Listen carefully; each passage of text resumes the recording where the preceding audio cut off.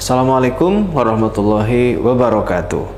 Saya Asep Maulana Rohimat, dosen Fakultas Ekonomi dan Bisnis Islam UIN Raden Mas Said Surakarta. Kali ini kita akan membahas topik dalam mata kuliah metodologi studi Islam, yaitu jihad versus terorisme. Topik ini sangat menarik karena dalam mata kuliah metodologi studi Islam kita banyak menggunakan berbagai macam pendekatan dalam melihat satu objek studi, dan salah satu objek studi yang sangat penting untuk bisa kita kaji di masa saat ini adalah jihad dan juga terorisme. Karena saat ini masih banyak seorang muslim atau bahkan beberapa kelompok ya di kalangan umat muslim di Indonesia atau bahkan di dunia internasional yang masih salah memahami terkait makna jihad, sehingga banyak orang yang kemudian memaknai makna jihad sebagai peperangan yang kemudian itu bisa melukai ya, bahkan bisa sampai dengan membunuh orang-orang non-muslim yang tidak berdosa dan tidak ada kaitannya sama sekali dengan ajaran agama Islam. Dan itulah yang kemudian bahkan bisa menjadi praktek terorisme yang itu dilarang menurut peraturan agama, peraturan negara, dan juga bahkan peraturan internasional. Oleh karena itu, kita bisa lihat terlebih dahulu apa itu makna jihad atau definisi jihad ya. Dalam tata bahasa jihad ya, sering kita lihat di berbagai macam kamus, itu berasal dari kata jahada yujahidu mujahadatan wa jihadan. Artinya adalah bersungguh-sungguh ya. Kemudian diartikan juga dengan kita bersungguh-sungguh melakukan suatu hal. Nah, itu secara etimologi atau secara bahasa. Secara istilah ya, secara terminologi, jihad berarti adalah upaya bersungguh-sungguh dalam menegakkan ajaran Islam secara tepat dan juga sesuai konteks atau juga sesuai dengan kondisinya. Nah, oleh karena itu, bagi kita seluruh umat Islam harus memahami makna jihad ini dengan sebaik mungkin ya. Jangan ada sedikit pun makna jihad yang disalahartikan atau bahkan makna jihad yang dipersempit ya, sehingga berarti jihad itu adalah peperangan. Tidak sesederhana itu dan tidak sesempit itu. Bisa jadi ketika zaman Rasulullah Muhammad SAW dan juga para sahabatnya, dan pada masa itu memang perjuangan umat Islam ya dalam menyebarkan dakwah Islam ke seluruh penjuru dunia itu biasanya dilawan atau ditentang dan dihalang-halangi oleh orang-orang yang tidak suka terhadap ajaran Islam. Nah, orang-orang yang tidak suka terhadap ajaran Islam ini kemudian justru berbalik menyerang Rasulullah bersama para sahabat dan juga umat Islam pada waktu itu ya. Dan tentunya dari serangan itulah kemudian kita melawannya dengan sekuat tenaga, dan disitulah kemudian Rasulullah selalu menyerukan jihad fi sabilillah ya, berjuang di jalan Allah untuk menegakkan ajaran Islam dengan cara berperang dan dalam rangka bertahan, mempertahankan ajaran Islam dan juga menyebarkannya kepada tempat-tempat yang belum melaksanakan atau memahami ajaran Islam. Banyak sekali tempat-tempat atau lokasi yang kemudian ketika Islam datang dengan pasukan besar tetapi tidak terjadi peperangan, justru mereka kemudian bisa memahami ajaran Islam dengan baik, kemudian mereka akhirnya bisa bekerja sama dan akhirnya memeluk ajaran Islam. Seperti itu. Oleh karena itu, untuk lebih memahaminya kita bisa lihat ya implementasi jihad pada masa kini. Nah, ini kita bisa lihat ada beberapa konsep ya. Pertama, jihad dengan arti sungguh-sungguh, fokus ya, dan juga ketika diaplikasikan maka bagi kita misalkan seorang akademisi ya, mahasiswa, dosen, peneliti dan sebagainya, maka arti kata jihad bersungguh-sungguh ini berarti kita bisa mengimplementasikannya dengan belajar secara sungguh-sungguh ya, bekerja secara profesional, kemudian jujur, berintegritas, berakhlak yang baik, ya itu adalah bentuk daripada jihad kita. Nah, sehingga nanti semua yang kita lakukan dengan begitu sungguh-sungguh akan menghasilkan karya-karya yang maksimal, dan disitulah berarti makna jihad sudah kita lakukan ya dengan sebenar-benarnya. Ada juga yang memang makna jihad dalam arti perang ya, selain tadi disebutkan pada masa Rasulullah dan pada masa sahabat, bisa jadi memang ke hari ini juga ada ya bentuk jihad dalam arti perang. Nah, namun tentu lokasinya itu tertentu ya. Tidak di setiap wilayah, tidak di setiap negara di belahan dunia ini jihad dalam arti perang. Oke. Nah, sebelum saya berikan contoh, kita lihat dulu bahwa jihad dalam arti perang ini nanti juga bisa menjadi terbagi dua ya. Ada jihad berperang secara nyata, memang melawan musuh gitu ya, secara fisik, dan itu bisa jadi artinya melukai, membunuh, bahkan merusak suatu lokasi ya, itu dalam rangka kita berjihad. Tetapi syaratnya sangat ketat, yaitu jihad berperang lawan namanya kafir harobi. Apa itu kafir harobi? Nah, kafir harobi artinya adalah seorang kafir atau sekelompok kafir yang memang memerangi umat Islam ya. Kecuali kafir zimmi, nah ya, yang selain kafir harobi itu ada disebut dengan kafir zimmi. Kalau kafir zimmi itu artinya tidak boleh diperangi, karena mereka adalah orang kafir, orang yang menolak ajaran Islam ya, berarti kalau kita bahasakan ini adalah non muslim, tetapi mereka tidak menyerang umat Islam dan tidak merugikan kita sedikit pun. Nah, maka orang-orang seperti itu justru harus dilindungi ya, kafir zimmi. Nah, berbeda dengan kafir harobi yang mereka menyerang kita, yang kemudian itu harus kita perangi dan kita harus bertahan ya untuk memerangi mereka. Oke, yang kedua adalah jihad dalam arti jihadun nafs ya, jihad melawan hawa nafsu.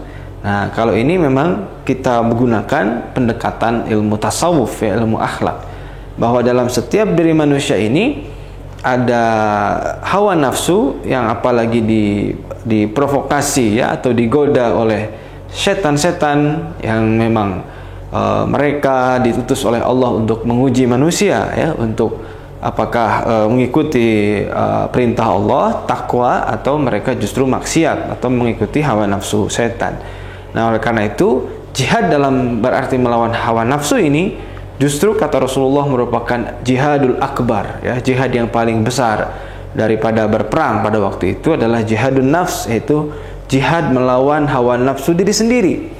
Nah, karena jihad melawan hawa nafsu diri sendiri itu biasanya lebih sulit karena tidak terlihat oleh orang lain ya, yang berperang antara kita sendiri dengan hawa nafsu kita. Nah, dan orang yang bisa menang melawan jihad hawa nafsu ini adalah memang orang-orang yang memiliki ilmu dan memiliki kapasitas ilmu tasawuf di dalamnya ya. Agak susah misalkan orang yang tidak memiliki, mempelajari ya ilmu tasawuf, kemudian akidahnya yang kuat atau mempunyai fikihnya yang kuat ya, Islamnya yang kuat, itu jihad melawan hawa nafsu biasanya agak sulit ya dimenangkan gitu. Bahkan bisa jadi kalah dalam peperangan hawa nafsu, ya sudah ya, menjadi maksiat berarti. Baik rekan-rekan sekalian, nah ya, kemudian bisa kita lihat misalkan kita beri contoh kembali lagi ya kepada jihad yang berarti perang. Nah, ini misalkan kita kasih contoh di Palestina ya. Nah, ini Palestina adalah negara mayoritas muslim, meskipun di situ juga ada beberapa orang non muslim ya, seperti orang Nasrani, kemudian orang Yahudi juga. Nah, tetapi negara ini memang mayoritas muslim, dan Zionisme Israel yang itu memang awalnya mereka tidak memiliki negara di daerah Palestina tersebut, mereka kemudian melakukan penjajahan sampai saat ini. Mereka terus ya ingin merebut wilayah Palestina, kemudian dijadikan sebagai wilayah-wilayah negara Israel tersebut. Nah, di sini karena kemudian mereka membawa simbol-simbol agama ya dalam rangka mengambil alih tanah Palestina itu, nah maka ada kemudian sekelompok orang yang melawan, ya, melawan Zionisme Israel itu juga menggunakan simbol agama, sehingga akhirnya di situ terjadilah peperangan antara Muslim Palestina melawan Zionisme Israel yang notabene mayoritas mereka adalah agamanya Zionisme Yahudi. Nah, disitulah kemudian kalau kita memakai pendekatan akidah, ya, pendekatan agama, perang Palestina Muslim melawan Zionisme Israel Yahudi itu adalah disebut sebagai jihad. Jadi warga Palestina, ya, para pemuda, anak-anak, ibu-ibu yang kemudian mereka melawan serbuan rudal Palestina, ya, kemudian tank-tank baja dari Palestina. Orang Muslim Palestina menggunakan batu, ya, hanya menggunakan tongkat, kayu dan sebagainya. Kemudian ketika mereka meninggal dan wafat, ya, akibat melawan terhadap Zionisme Israel, disitulah yang disebut dengan syahid, ya, karena mereka telah melakukan jihad di sana, ya. Maka di Palestina itu adalah jihad, lapangan pertempuran yang secara akidah memang mereka ingin mempertahankan agama mereka dan juga wilayah mereka, ya. Bahkan juga ada serangan-serangan dari Zionisme Israel, misalkan ingin menguasai Masjidil Aqsa, ya, masjid yang kita sucikan setelah Masjidil Haram. Dan beberapa saat yang lalu juga ketika ada masyarakat Muslim di sana sedang melakukan ibadah sholat tarawih, ya, kemudian para Zionisme Israel itu merusak sholat, ya, mengganggu mereka, kemudian juga membubarkan sholat tarawih tersebut, ya, dengan senjata-senjata apinya, laras panjangnya, gas air mata dan sebagainya. Disitulah peran umat Muslim kemudian ketika melawan itu dianggap sebagai jihad fi sabilillah, ya, karena di situ sedang mempertahankan Masjidil Aqsa dari serangan-serangan Zionisme Israel. Nah, alhamdulillah kita, ya, umat Islam di Indonesia tidak suasananya seperti Palestina tentu, ya. Kita bisa bersolat berjamaah di masjid dengan nyaman, melakukan pengajian dengan nyaman, belajar di kampus ini juga dengan nyaman tanpa ada tekanan-tekanan penjajah, ya. Nah, maka di sini sesungguhnya Indonesia ini adalah negara aman, ya, bukan darul harbi, bukan negara peperangan.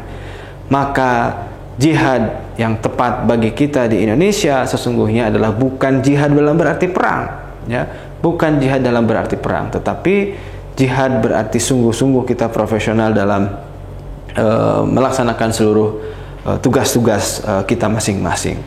Nah, kalau kita ingin berpartisipasi misalkan terhadap jihad di Palestina, maka bisa saja kita kemudian melalui lembaga-lembaga sosial, ya, atau melalui negara kita, melalui Kementerian Sosial, Kementerian Agama, kita infakkan, sedekahkan sebagian harta kita, kemudian sampaikan kepada warga Palestina. Dan salah satu bentuk nyata negara Indonesia, pemerintahan kita adalah sudah membangun yang namanya rumah sakit Indonesia di Gaza, ya. Dan rumah sakit itu sangat monumental sekali dan sangat dihargai, ya, oleh warga Palestina di sana. Dan kemudian ketika ada yang sakit, ketika ada yang menjadi korban kebrutalan Zionisme Israel, rumah sakit itu kemudian yang merawat mereka. Kemudian yang selanjutnya adalah terkait dengan terorisme. Seperti di awal saya sampaikan tadi bahwa jihad itu berbeda jauh dengan terorisme, ya. Adanya jihad, adanya terorisme itu biasanya adalah karena salah paham terhadap pemaknaan dari jihad. Oke, kalau kita lihat definisi terorisme, ya, kalau kita bagi menjadi dua kata, kalau teror itu artinya adalah teror, ya, sebuah upaya untuk membuat orang takut. Kemudian isme adalah berarti sebuah ideologi atau pemahaman. Oke. Nah, kemudian teroris berarti orang yang melakukan terorisme tersebut. Nah, kita lihat peraturan perundang-undangan kita, ya, di negara Indonesia, kita temukan ada namanya Undang-Undang Nomor 5 Tahun 2018. Undang-undang ini sesungguhnya adalah undang-undang, ya, yang dibuat oleh pemerintah bersama DPR, bersama legislatif, dalam rangka memperkuat ya bagaimana negara ini kita supaya menangkal ya paham-paham terorisme dan membuat negara ini semakin aman dan semakin nyaman ya, terbebas dari paham-paham terorisme. Maka dibuatlah Undang-Undang Nomor 5 Tahun 2018. Ini adalah undang-undang perubahan ya dari Undang-Undang Nomor 13 tahun 2000 Nomor 15 tahun 2003, yaitu tentang penetapan peraturan pemerintah pengganti Undang-Undang Perpu pada waktu itu Nomor 1 tahun 2022 tentang pemberantasan tindak pidana terorisme, kemudian diundangkan tahun 2018 menjadi undang-undang. Nah, tahun 2002 sejarahnya undang-undang terorisme tersebut adalah ketika terjadi banyak sekali ya kejadian-kejadian bom Bali, misalkan yang bom Bali 1, bom Bali 2, bom Marriott dan sebagainya, yang kemudian itu menjadi pemikiran kita bersama, kita perlu membuat undang-undang yang tegas ya terhadap para pelaku terorisme tersebut. Baik, kalau dalam undang-undang tahun Nomor 5 tahun 2018 itu definisi terorisme menurut pasal 1 ayat 2 ya. Undang-undang itu menyatakan bahwa terorisme adalah perbuatan yang menggunakan kekerasan atau ancaman kekerasan yang menimbulkan suasana teror, atau rasa takut secara meluas yang dapat menimbulkan korban dan bersifat massal, bersifat banyak begitu ya, dan atau menimbulkan kerusakan atau kehancuran terhadap objek vital yang strategis yang dimiliki oleh negara, dimiliki oleh masyarakat, gitu. Baik itu lingkungan hidup, fasilitas publik atau fasilitas internasional. Nah ya, dengan penjelasan menarik nih ya, dengan motif ideologi, politik atau gangguan keamanan. Ini definisi terorisme yang sesungguhnya dan jarang saya kira ini diungkap ke publik ya, termasuk oleh kita semua. Kita tahunya kalau lihat di media ya bahwa ketika ada kata-kata terorisme, maka tentu pikiran kita akan langsung menuju kepada siapa kira-kira? Ya, kepada sosok-sosok muslim atau muslimah yang dengan simbol-simbol tertentu, kemudian mereka membawa bom bunuh diri ya, atau membawa alat pedang misalkan gitu ya, alat benda tajam dan sebagainya, menyerang polisi, menyerang aparat keamanan, menyerang menteri misalkan ya. Nah itu yang disebut kalau persepsi kita tentang terorisme. Padahal sesungguhnya menurut undang-undang ini ternyata terorisme itu tidak sesempit itu ya. Terorisme tidak kemudian hanya menghukum ya terhadap umat muslim saja. Kalau menurut undang-undang ini, semua orang, semua warga negara, bahkan bisa warga negara Indonesia atau warga negara asing yang berada di Indonesia, kemudian mereka melakukan tindakan terorisme, maka itu disebut juga dengan teroris. Ya, kita tahu misalkan pada masa lalu ya di Papua ya terjadi kelompok kriminal bersenjata ya yang sampai saat ini belum bisa diselesaikan masalah itu, yang kemudian banyak sekali memakan korban ya. Ada warga sipil, ada TNI Polri yang sedang bertugas kemudian ditembak secara membabi buta dari atas ya. Orang sedang buat jembatan dihancurkan sebagainya. Bahkan banyak sekali para pendeta atau orang-orang yang misalkan baru kebaktian di gereja di sana ya, yang dianggap orang-orang itu adalah sebagai intelijen pemerintah, intelijen TNI, kemudian dieksekusi oleh KKB tersebut. Nah, alhamdulillah kemudian pemerintah beberapa saat yang lalu menyebut bahwa KKB itu termasuk dalam bagian tindak pidana terorisme dan mereka disebut dengan teroris. Nah, oleh karena itu saat ini ya terorisme itu bukan hanya ya disematkan kepada pelaku umat Islam. Jadi seluruh pelaku yang itu melakukan aksi teror itu seharusnya memang disebut sebagai terorisme. Oke. Nah, baik, kesimpulan dari materi ini bahwa jihad ya dengan terorisme itu adalah sebuah konsep yang sangat beda jauh ya. Dalam Islam kita tidak menemukan anjuran atau perintah untuk melakukan terorisme sedikit pun ya. Gitu. Bahkan Rasulullah Muhammad SAW sudah mencontohkan bagaimana sikap santun, bagaimana sikap lembut beliau ya, bahkan terhadap pohon, ya. Ketika perang itu ada etika perang bagi umat Islam, ya, yaitu dilarang menebang pohon, dilarang menghancurkan rumah ibadah, apalagi dilarang melukai, membunuh anak-anak, ataupun juga dilarang melukai pembunuh perempuan ketika perang. Nah, apalagi ketika dalam masa normal, ya, kita bisa tahu akhlak Rasulullah misalkan terhadap pohon saja, ya, yang waktu itu pohon itu menangis ingin disandari lagi oleh Rasulullah, itu kemudian Rasulullah mengelus-elus pohon itu dan menyayanginya dan menyebut bahwa pohon itu akan nanti menemaninya di surga. Nah, ini artinya bahwa Rasulullah ini sangat humanis, ya, sangat berperilaku santun, berakhlak mulia, sangat jauh sekali daripada contoh-contoh yang kemudian bisa menginspirasi terorisme, ya, sangat jauh sekali. Oleh karena itu, rekan-rekan, kenapa terjadi terorisme? Karena memang di situ ada salah paham, salah makna terhadap pemaknaan jihad. Ya, bagi para oknum muslim yang kemudian ketika melakukan aksi terorisme itu adalah memakai simbol-simbol Islam, itu mereka adalah salah satunya yang memaknai salah paham terhadap makna jihad. Mereka memaknainya hanya sangat sempit jihad itu, yang kemudian bisa jadi diprovokasi, ya, oleh orang-orang yang tidak suka terhadap kesatuan dan persatuan umat Islam di Indonesia. Akhirnya mereka kemudian terprovokasi dan melakukan tindak pidana terorisme. Begitu, semoga kita, ya, dijauhkan, ya, dari pemahaman ini, dan mari kita berjihad bersama-sama, bersungguh-sungguh untuk menegakkan Islam dengan cara profesional, ya, dengan cara kita belajar baik, menjadi orang yang berprestasi di akademik ini. Demikian, terima kasih. Saya Asep Maulana Rohimat. Assalamualaikum warahmatullahi wabarakatuh.